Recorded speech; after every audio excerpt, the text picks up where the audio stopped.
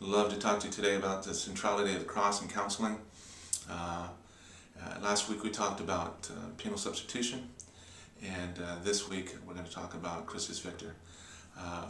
Like I said last week, without penal substitution we don't have the victory. And what is the victory? The victory is Jesus Christ paying the debt, and we're no longer, or Satan has no longer a legal hold over us. It says in Colossians that we've been baptized in the death and burial and resurrection of Jesus Christ, and by that nailed it to the cross, nailed the debt to the cross, therefore disarmed Satan and demons.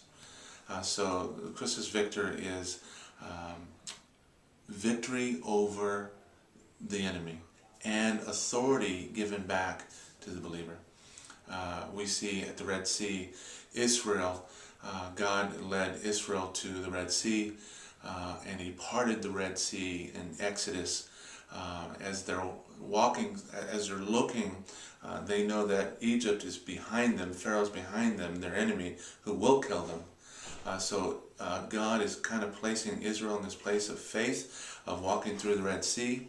As they go through the Red Sea, they turn around and Egypt is consumed by the water.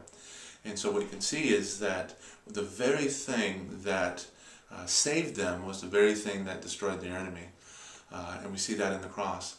That the very thing that saved us was the very thing that destroyed our enemy.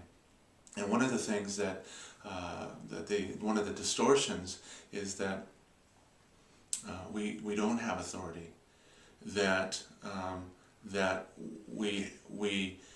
we still are subject to demonic. That my sins were too much. And again, as I said last week, is we take those lies and we replace them with truth, that the authority is Christ. It's Christ's victory. And that there's no sin too great. There's no condemnation too much for the cross of Jesus Christ.